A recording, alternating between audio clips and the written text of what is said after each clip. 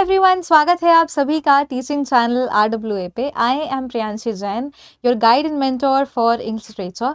And आज के session में हम डिस्कस करने वाले हैं कि जो राइटर्स आपके यूपी, टीजीटी, पीजीटी में प्रिस्क्राइब्ड हैं, आखिर उन्हें आपको अप्रोच कैसे करना है। तो इस वीडियो में मैं वो सभी चीज़ें आपको बताऊंगी कि जितने राइटर्स प्रिस्क्राइब्ड हैं आप उन्हें कैसे अप्रोच करो, मतलब उन राइटर की किन किन चीज़ों पर आपको फोकस करना है एग्जामिनेशन में फुल नंबर पाने के लिए।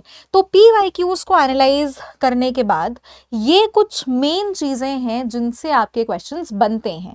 अब मिथ क्या है कि अगर विलियम शेक्सपियर प्रिस्क्राइब्ड हैं, अगर विलियम वर्ड्सवर्थ प्रिस्क्राइब्ड हैं, तो सिर्फ उनके वर्क्स पढ़ लेते हैं, काम हो जाएगा। सिर्फ वर्क से कैरेक्टर बेस्ड क्वेश्चन बन जाएगा, समरी बेस्ड क्वेश्चन बन जाएगा। बट वर्क्स तो आपको पढ़ने ही पढ़ने हैं, वर्क्स तो आप पढ़ोगे ही, लेकिन उन्हीं के साथ साथ ये अलग चीजें हैं जो आपको स्टैंड आउट करवाएंगी, क्योंकि इनसे क्वेश्चंस आपके बनेंगे पेपर में। जैसे सबसे पहले तो आपको देखो ये पता होना चाहिए हमेशा कि कोई भी राइटर अगर लिख रहा है तो उस समय हिस्टोरिकली, सोशली, पॉलिटिकली चल क्या रहा था, वो कहाँ के राइटर हैं, इंग्लैंड के हैं, अमेरिका के हैं, कहाँ के वो राइटर हैं, और जब वो लिख रहे थे तो उस समय की सोसाइटी कैसी थी, उस समय क्या था। आपको वो एरा पता होना चाहिए जिस पर्टिकुलर लिटरेरी एरा में जो भी राइटर आप अप्रोच कर रहे हो वो लिख रहे थे। नेक्स्ट आता है terms, very important. TGT PGT के फेवरेट क्वेश्चंस रहे हैं टर्म्स में से। फॉर एग्जाम्पल, आपके इस बार जॉन कीट्स प्रिस्क्राइब हो गए हैं यूपी टीजीटी के सिलेबस में, अदरवाइज पहले वो नहीं थे यूपी टीजीटी में, और जॉर्ज ऑरवेल भी आ गए हैं। तो कीट्स ने एक टर्म फॉर एग्जांपल कॉइन किया था, नेगेटिव कैपेबिलिटी। तो ज़रूरी नहीं है कि अब कीट्स से, उनके वर्क से ही क्वेश्चंस आए। उन्होंने जो टर्म बनाए, अगर किसी पर्टिकुलर राइटर ने कोई स्पेसिफिक टर्म, कोई स्पेसिफिक जॉनरा पे काम किया है, तो उससे भी आपके क्वेश्चन पेपर में बनते हैं। अच्छा, नेक्स्ट वेरी इंपॉर्टेंट क्वेश्चन बनते हैं आपके स्यूडोनिम से। स्यूडोनिम से मान के चलो कोई राइटर है और अगर वो किसी फॉल्स नेम से लिख रहा हो तो उससे आपके डायरेक्ट क्वेश्चंस बनते हैं। फिर आपको पता होना चाहिए कि जिन थीम्स या फिर जिन जॉनरास पे उन राइटर्स ने लिखा हो, फॉर एग्जांपल विलियम शेक्सपियर, आपको पता होने चाहिए कि उन्होंने ट्रेजेडीज भी लिखी हैं, कॉमेडीज भी लिखी हैं, रोमांटिक कॉमेडीज भी लिखी हैं, ट्रेजाई कॉमेडीज भी लिखी हैं। और मेजॉरिटी वर्क्स में उनके थीम्स क्या रहे, या फिर मेजॉरिटी वर्क्स में विलियम वर्ड्सवर्थ ने किन थीम्स पे लिखा है। ठीक है, तो हमेशा जब भी आप राइटर को अप्रोच करो, सबसे पहले एटलीस्ट 4 से 5 थीम्स आपको पता होने चाहिए कि हाँ, ये वो राइटर हैं जो इस तरीके से लिख रहे थे, इस थीम पे लिख रहे थे। नेक्स्ट आता है style of writing, technique of writing. For example, आपके विलियम वर्ड्सवर्थ प्रिस्क्राइब्ड हैं, तो आपने पता होना चाहिए कि विलियम वर्ड्सवर्थ बहुत ही कॉन्वर्सेशनल लैंग्वेज में लिख रहे थे, कोलोकियल टोन में लिख रहे थे, मतलब सिंपल भाषा का उपयोग करके विलियम वर्ड्सवर्थ लिख रहे थे, क्योंकि उनका यही मानना था, यही उन्होंने प्रीफेस टू लिरिकल बैलेड्स में बोला। तो अगेन, जो राइटर जिस स्टाइल से लिखता है, जिस तकनीक से लिखता है, वो चीज़ भी आपको पता होनी चाहिए।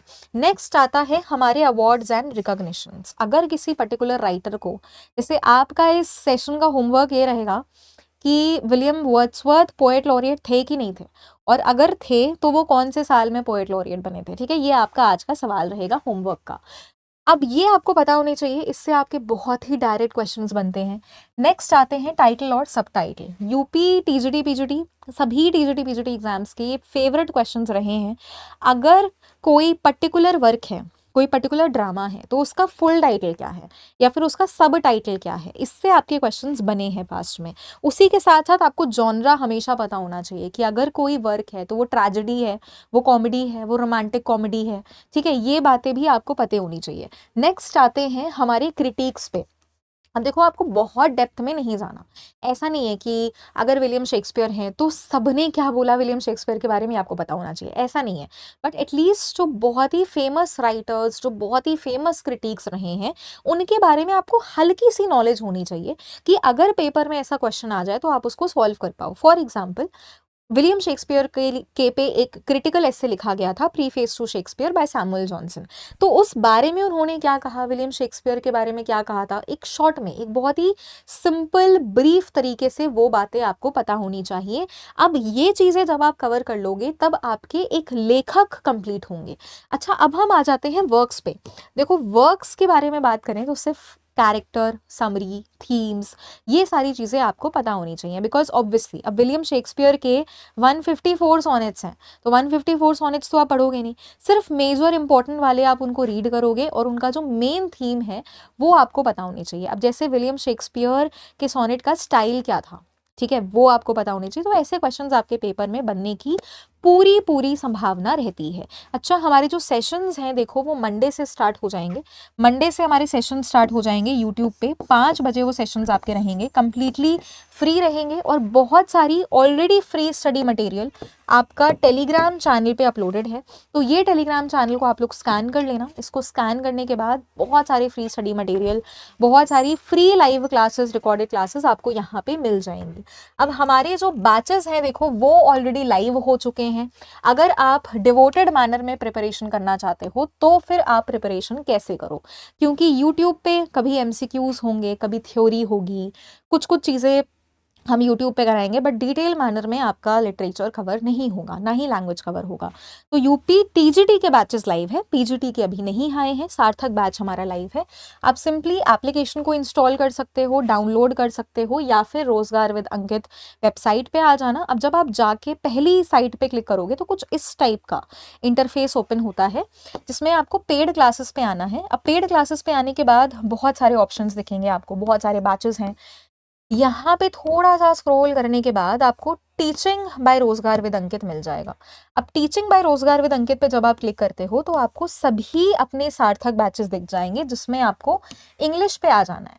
इसमें आपको इंग्लिश पे आ जाना है। अब अभी हमारा कूपन कोड भी वैलिड है, ठीक है। कूपन कोड आपका TGT20 13 तारीख तक वैलिड है, ठीक है। सॉरी, नॉट 13 तारीख तक, ये बैच का एक्सेस 13 तारीख तक है, बट ये जो प्राइस है वो अभी 4-5 दिन और रहेगा। ये जो कूपन कोड है वो और वैलिड रहेगा।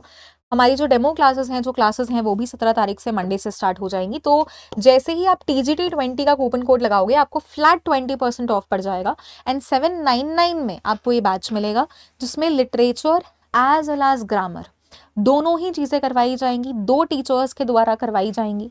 और अब ऐसे ही ऐसे मैं बोल दूं भैया आप आके मेरा बैच परचेज कर लो, सबसे पहले आपको मेरी प्लेलिस्ट और शाहिद सर की प्लेलिस्ट जो आपको लिटरेचर और ग्रामर कराएंगे, आप हमारी प्लेलिस्ट एक बार वॉच कर सकते हो। तो यहाँ पे आपको आ जाना है टीचिंग बाय रोजगार विद अंकित पे। टीचिंग आप लिखोगे ऑटोमेटिकली एसईओ में बाय रोजगार विद अंकित आ जाएगा। अब इसमें आने के बाद आपको प्लेलिस्ट सेक्शन में आना है और यहाँ पे आपको मेरी यूपी टीजीटी पीजीटी की पूरी प्लेलिस्ट मिल जाएगी। तो इसको आप व्यू कर लेना, इसमें आपको आइडिया लग जाएगा कि आपको किस तरीके से जो प्रिपरेशन, यहाँ पे तो देखो हम यूट्यूब पे कराते हैं, बट एप्लीकेशन पे जो क्लासेस होंगी वो बहुत ही डिटेल्ड मैनर में इस प्रकार होती हैं कि फिर सिलेक्शन तो आपको भूल जाना है कि सिलेक्शन होगा नहीं होगा, वो तो क्योंकि हमारी रिस्पॉन्सिबिलिटी है। सिलेक्शन तो 100% होगा। साथ में अगर आप किसी भी अन्य टीजीटी पीजीटी के लिए प्रिपरेशन कर रहे होगे ना, तो आपका इतना अच्छा लिटरेचर का फाउंडेशन बिल्ड हो जाएगा कि आप बाकी एग्जाम्स के लिए भी आप में एक हिम्मत आ जाएगी कि आप उसमें अपीयर करो, ठीक है। तो यूपी टीजीटी अगर आप एस करना चाहते हो तो सार्थक बैच से बेटर ऑप्शन और कोई है नहीं। इसी के साथ साथ एक बार फिर से I am showing you people my Telegram, जिसमें बहुत सारा फ्री स्टडी मटेरियल है, लाइव क्लासेस हैं, इसको जाके आप लोग एक्सेस कर लो। एंड फिर बहुत ही जल्द हम मिलते हैं अपनी क्लासेस में, अपनी एप्लीकेशन पे। बाकी कोई भी और डाउट्स के लिए, कमेंट्स के लिए, तो comment section is always open for you. Thank you so much, all the very best.